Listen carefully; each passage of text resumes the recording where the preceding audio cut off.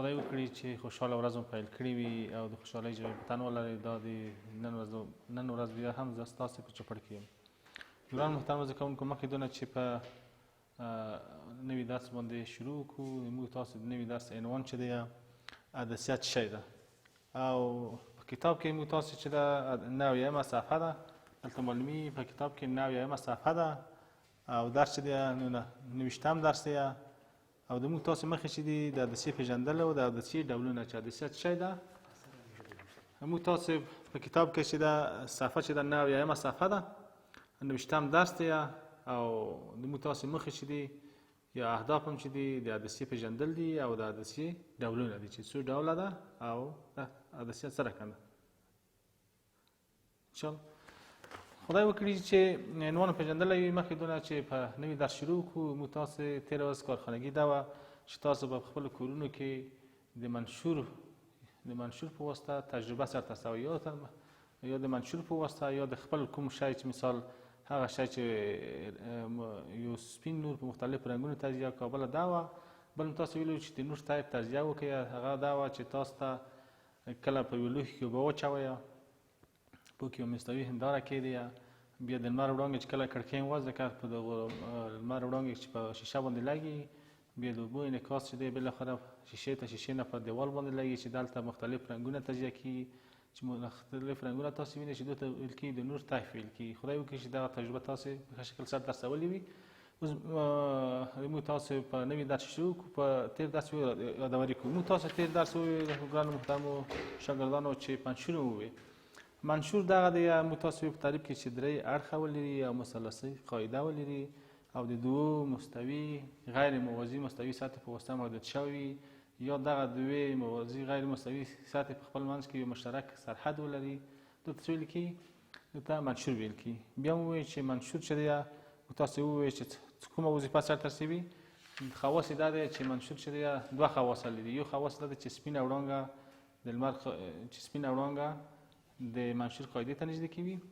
بل خواص یې دا دی چې سپینه وړانګه په 2 رنګونو تجزیه کېږي چې موږ تاسو په تجربه کې هم سرته ورسوله او تاسو دلته په تخته باندې هم ولیکله چې هغه مثال رنګونه چې دی اول سور رنګ دی، بیا مثال نارنجي رنګ دی، تاسو په کتاب کې شته دي، بیا زیړ دی یا شین دی، دلته معلومي په ترتیب سره مثال بیا شین دی یا آبي دی، تاسو وګورئ ورته.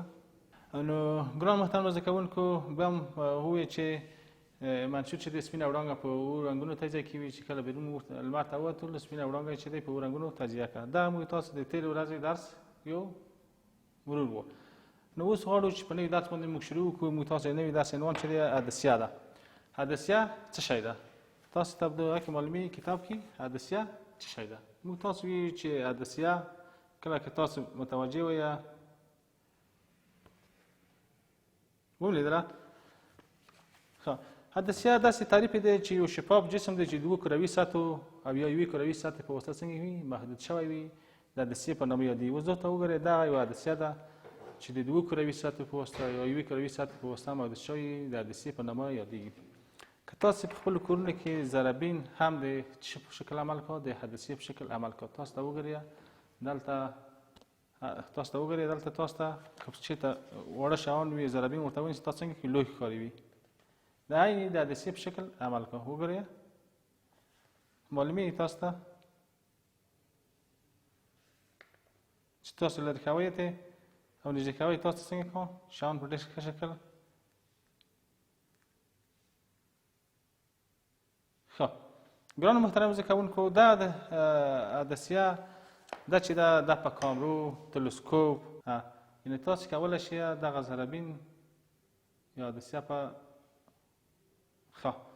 دا چې دا په کامرو کې او په تلسکوپ میکروسکوپ دا په دغو شیانو کې استعمالیږي چې مثال ډېر کوچني شیان تاسو څنګه کوي لوښي ښکاري. که تاسو فکر کړی وي میکروسکوپ کې چې دی ډېر وړه شیان چې دی تاسو وینئ تاسو څنګه کوي لوښي ښکاري وي، که مثلا حجرات وي یا بل شی وي، دا دغو عدسیو یا ضربین په واسطه کې ښودل کېږي. نو ګران محترم زده کوونکو، اول د عدسیې تعریف مو کړو چې عدسیه څه شی ده. جسم دی چې د 2 کروي او یا 1 کروی سطح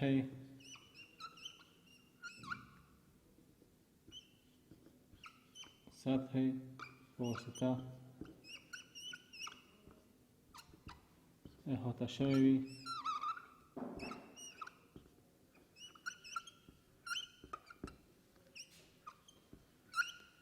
عدسیه نومیږي. ښه، دا عدسیه نومیږي. ښه، موږ تاسو ویلي چې عدسیه چې دي په مجموع کې څه دي، په څو ډوله دي؟ دا ښه تعریف شو. اوس کوي عدسیه چې ده په دوه ډوله ده. ښه، موږ تاسو ویلي چې عدسیه یو شفاف جسم دی چې دوه کروي سطحو په واسطه، دوه کروي او یوې کروي سطحې په واسطه څنګه احاطه شوی وي یا محدود شوی وي، عدسیې په نامه یادېږي. بیا عدسیې موږ تاسو ویلي چې په دوه ډوله دي، یو محدب عدسیې دي، یو مقعر عدسیې دي. محدب عدسیې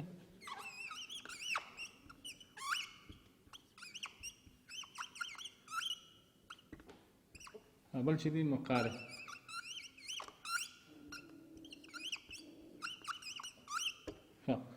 عدسیې موږ تاسو ویلي چې په دوه ډوله دي، یو مقعر عدسیې دي، یو محدب عدسیې دي. ښه، نو خدای وکړي چې تعریف هم زده شوی وي او انواع هم زده شوي وي چې په دوه ډوله دي. اوس به راشو هر ډول باندې بحث وکړو چې کوم ډولونه دي.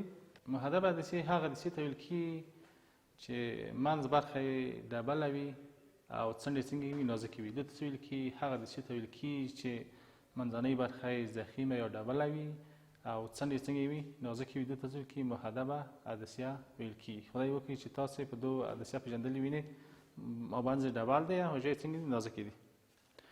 ښه، دا یې محدب عدسیه ده. که کله په دوه باندې مثال د نور وړانګې په دوه باندې د نور وړانګې موازي راشي، پرې ولګي، بېرته چې د انعکاس کا دا په یوه نقطه کې دونه وځي انعکاس کا، هلته څنګه دلته یې محراق ویل کېږي چې وروسته بحث پرې وکړو. بله عدسیه چې ده موږ تاسې چې دا چې دي په درې ډوله دي، دا عدسیې دغه محدب عدسیې چې دي په درې ډوله دي. دلته به تاسو ته ولیکمه محدب عدسیې چې دي په درې ډوله دي خپل کټ کې.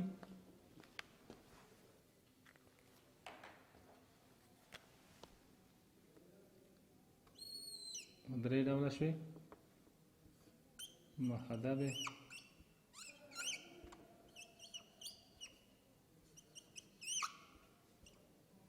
محدب طرفین دی، یو محدب طرفین دی، بل محدب مستوی دی، بل چې دی په درېیم ډول کوم دی؟ محدب المقارن.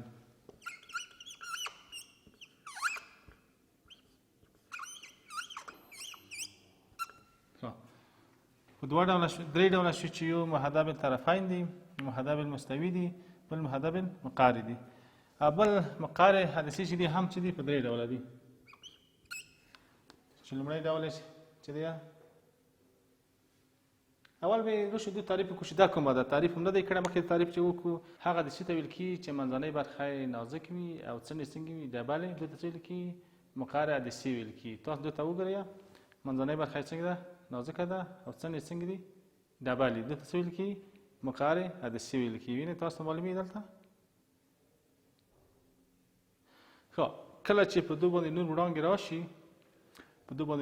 راشي په موازي ډول پرې ولګي، دونه انعکاس کا چې انعکاس یې وکړله هغه چې دی تیتېږي. چې کله تیت شولې اخته ځي، بالاخره دغه امتدادات چې موږ رسم کوو بېرته هلته چې کوم هغه څه چې دلته څه ویل کېږي؟ د مقعر عدسیو محراق ویل کېږي. ښه، چې دا هم چې دی په درې ډوله دی، مقعر طرفین دی،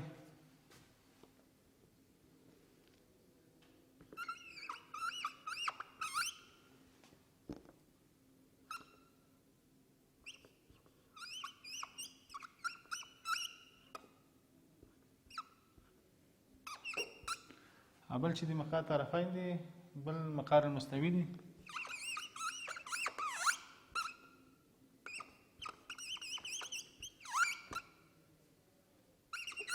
بل چې دی مقعر محدب دی.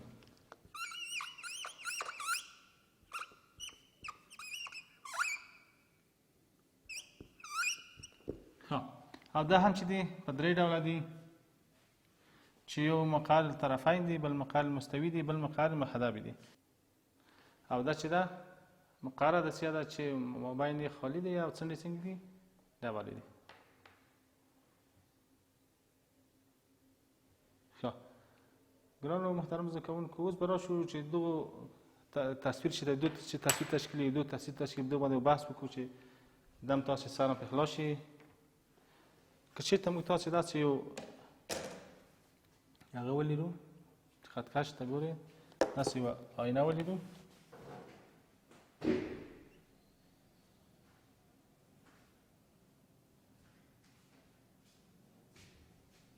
انشاءالله خیر. دا یوه محدبه عدسیه ده. که چېرته په دې باندې موازي وړانګې راشي، دا یوه موازي وړانګې فرض کړه، دا بله فرض کړه، معلومي انشاءالله. دا بله موازي وړانګې پرې رسي په دغه باندې. کله چې شي نه دا خارجي وي، هلته لږ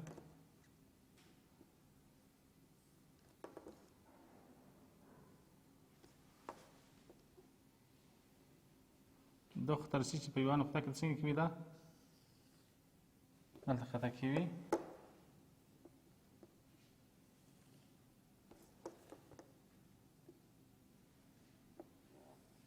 ښه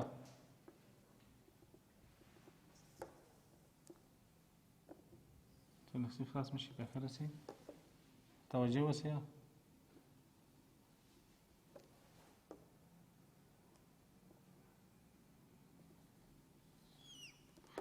دو ته څه ویل کېږي؟ محراق. دغه محدبه عدسیه څه شی دی؟ محراق دی. یعنې په موازي ډول وړانګې پرې راغلې، پرې ولګېدلې، دا دی. بېرته د شي نه څنګه وکړه؟ انعکاس وکړه، همدغه وړانګې انعکاس وکړه، بالاخره په یوه نقطه کې چې کټ ویل کېږي محدبه عدسیه محراق ویل کېږي. که چېرته موږ تاسو په مقعر عدسیو کې محراق رسم کړو، چې په مقعر عدسیو کې محراق کوم محراق ته ویل کېږي؟ تاسو ګورئ محراق مو تاسو ویل، او بیا په دغه خاطر چې تاسو ته د هغه واضح شي.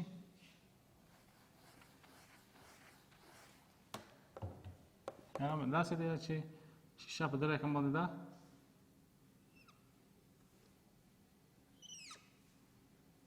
ځکه موږ تاسو ویل چې مابین به څنګه وي، مابین به نازک وي او ژۍ به څنګه وي، دا بله ته څه ویل کېږي؟ مقعر عدسیه ویل کېږي. اوس که چېرته مثال په دې باندې وړانګې موازي راشي، څو وړانګې ولګي، دا په مقعر عدسیه کې دی، یوه، دا دوې وړانګې، درې وړانګې چې راشي په وسط کې راشي، ښه راشي.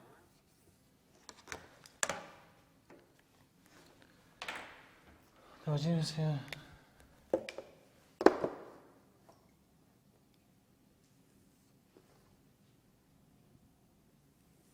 څه درې وړانګې فرض کړئ چې دا درې وړانګې په دو باندې ولګېدلې. بېرته دونه څنګه کړو؟ دا وړانګې چې دو ته وځي، د شیشې نه څنګه کړي؟ دونه چې کله وړانګې وځي شیشې نه، دا به څنګه کړو؟ انعکاس وکړو، داسې به ځي. بېرته دا یوه وړانګه، دا به مخامخ ځي، او دا به څنګه کړي؟ داسې راځي. ښه که دغه موږ تاسو رسم کړو، محراق رسم کړو، دغه امتداد دفتر که موږ دلته رسم کړو، دغه وړانګو دا په دو نقطه کې به راشي، قطع به شي چې دلته څه کړي؟ د دو امتداد یافته به رسم کړو. دلته دا یوه، دا یوه بله، چې دلته څنګه دی؟ محراق تشکیل کړو. دا چې د دغه وړانګو چې دی، دغه وړانګې هغه رسي بېرته داسې په دغه شکل باندې رسي، دا په عدسیو کې چې دی، په مقعر عدسیو کې چې دی محراق شو. نو ګرانو محترمو زده کوونکو، خدای وکړي چې تاسې هدف ته رسېدلي وئ. موږ تاسو نننی عنوان چې و عدسیه وه، عدسیه مو وپېژندله چې عدسیه څه شي ته ویل کېږي. موږ وویل چې عدسیه چې دی یو شفاف جسم دی چې د دوو کروي سطحو، یوې کروي سطحې په واسطه او یوې مستوي سطحې په واسطه محدود شوي د عدسیې په نوم یادېږي، چې په دوه ډوله شوه، محدب عدسیې شوې او مقعر عدسیې شوې. بیا وایي چې مقعر عدسیې هم په درې ډوله دي او محدب عدسیې هم په درې ډوله دي. بیا وایي چې محدب عدسیې چې دي، محدب طرفین دي، محدب المستوي دي، محدب المقعر دي، او دا چې د مقر هندسي چې هم په درې ډول دي، مقر طرفین دي، مقر مستوي دي، مقر محدب دي چې تاسو وپېژندلی چې محدب هندسي هغه هندسي ته ویل کېږي چې منځنۍ برخه یې څنګه وي، ضخیمه ډبله وي او څنډې څنګه وي، نازکې وي. او مقر هندسي ما هم وویل چې هغه برخه ته ویل کېږي چې منځنۍ برخه یې نازکه وي او څنډې څنګه وي، ډبلې وي. دې ته څه ویل کېږي؟ مقر هندسي ویل کېږي. بل هم دا وویل چې په مقر هندسي او په محدب هندسي کې محراق. په محدب هندسي کې وویل کله چې وړانګې راغلې په شیشه ولګېده، بالاخره به چې شي نه وتې هلته ټول په یوه نقطه قطع کول چې دې ته ویل کېږي د محدب هندسي محراق. او په مقر هندسي کې کله چې وړانګې موازي راشي په هنداره باندې ولګي، بالاخره وړانګې څنګه دي تي کې دوی تیت وړانګې موږ هغه رسم کړو دلته په یوه نقطه قطع کېږي، دې ته ویل کېږي د مقر هندسي محراق ویل کېږي.